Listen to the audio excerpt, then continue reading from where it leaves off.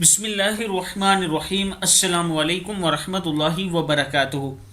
عابد راجہ channel کی طرف سے آج میں اپنے دوستوں کو رسول اللہ صلی اللہ علیہ وآلہ وسلم کا ایک فرمان بتاؤں گا، آپ دوستوں نے اس پر ضرور عمل کرنا ہے۔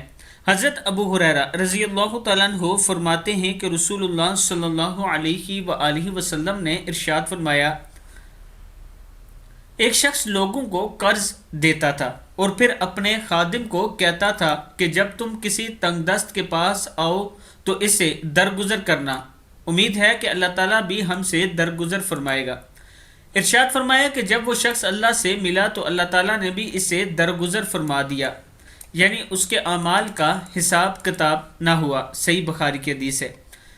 میں اپنے دوستوں سے گزارش کروں گا کہ جو مجبور لوگ آپ سے قرض لیتے ہیں، دیکھ لیا کریں اگر ان کے حالات ایسے نہیں کہ وہ آپ کو واپس لوٹا سکے جلد، تو انہیں مہلت دیا کریں۔